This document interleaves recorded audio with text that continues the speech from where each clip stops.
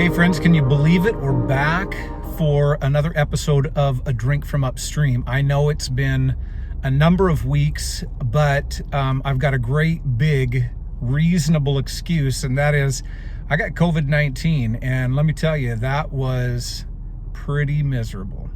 But we're back now and feeling lots better. Sickness is gone, just a little bit of fatigue coming through, but day by day getting stronger and stronger.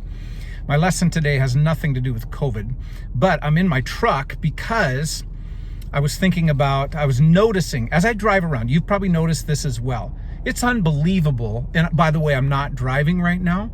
That's I-5 behind me, but I am in a parking lot. So it's all good. I'm safe, I hope. But have you ever noticed how many distracted drivers there are? And of course, it's almost always their phone that they're distracted by. But then you got these people who let their dogs ride on their laps while they're driving. Ooh, that's a pet peeve for me. I can't stand that. And then of course, there's lots of other ways to be distracted, but the phones are a major, major issue. It's scary to me to drive by somebody on the freeway going 60 or 70 miles an hour and see them holding their phone, watching a video or something. It's crazy. I just can't even believe it. And so here's what I want to talk about today. Not so much distracted driving, though there's lessons to be learned in that regard. But today, here's what I know there as many distracted drivers as there are. I think there's also a lot of distracted Christ followers. Like they're following Jesus, but they're really distracted by all sorts of other things in life, right? It's like they're distracted, and so if we're going to keep with the metaphor of driving versus, distracted driving versus distracted Christ following, it's like we want to drive right down the center of the lane. There's a reason why for the last several years we've found these rumble strips along the sides of roads, because when you veer off the road because you fell asleep or because you're watching a video on your phone, you hear this brrr, this rumble of your tires on the side of the road there, and of course it's supposed to alert you to the fact that you're not in the center of the lane and you get back into the center of the lane. I wish there was something like that with regard to following Jesus, but we need to figure out how, and I'm going to tell you how. Not that it's a super easy answer, but there is an answer. We need to figure out how to drive, if you will, in the center of the lane as we're following Jesus. And I know that's a little bit of a mixed metaphor, but here's another thing that it does. Here's what this doesn't mean. It doesn't mean that you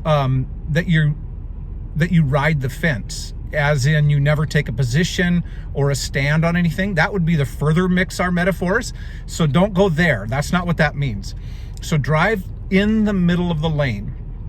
And the prominent verse that comes to mind here comes out of the book of Hebrews. And if you're familiar with the Bible, you probably know where I'm going with this. It's Hebrews chapter 12, first couple of verses there. And it talks about the fact that because there are so many people who have gone before us who have lived not perfect lives, but faithful lives. They have faithfully lived out their faith, died living their faith, and now enjoy eternal life. And because there's such a great cloud of witnesses who have been faithful over the years, then we too can be faithful. They weren't superhumans with special powers that the rest of us don't have. They were humans who loved God and who decided that they weren't going to be distracted in their following of Christ. And so it says, because there's this great cloud of witnesses, we can also live faithful. And it says this, and I'm paraphrasing, but I think it's verse 2 says that we're to look to Jesus, who is the founder and perfecter of our faith.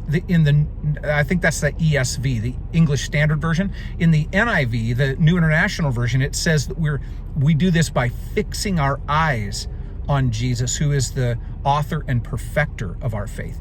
So this idea of looking to Jesus or to fix our eyes on Jesus, I like that language a little bit better. It's a little more something that you can kind of grasp. It's the idea of the way to, if we're sticking with our metaphor, the way to stay in the center of the lane as we're walking with Jesus is to keep our eyes fixed on him, is to look to him. And it literally, fixing your eyes on Jesus or looking to Jesus carries the idea of not being distracted, of not allowing other things to draw your eyes away or to steal your attention, like your phone would while you're driving, or like your dog while it's sitting on your lap and fouling you up, that sort of thing. And so you could tell that's a pet peeve for me. I could keep going on that, but I'm not going to. Nonetheless, so we're to look to Jesus, not allowing ourselves to be distracted by the things in this life. Stay in the center of the lane, and friends. So I just want to encourage you today in this. As you're taking a drink from Upstream, if you want to be faithful to God, you can't follow Jesus distracted. Just like if you drive distracted all the time, you might get away with it a time or two. Eventually, though, you're going to get in an accident. Eventually, you're going to wreck your vehicle.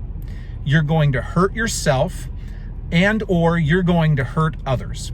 It's inevitable. Keep driving, fooling around with your phone or your dog, and eventually it's going to happen. You're going to hurt somebody, yourself or somebody else, and then you're going to feel like a total idiot, a total jerk for doing that, right? So when it comes to following Jesus, same thing, right? Like, fix your eyes on Jesus. Don't allow yourself to be distracted. Stay in the center of the lane, right? And look to Jesus, who is the author and the perfecter of our faith. So there you go, friends. Talk to you soon.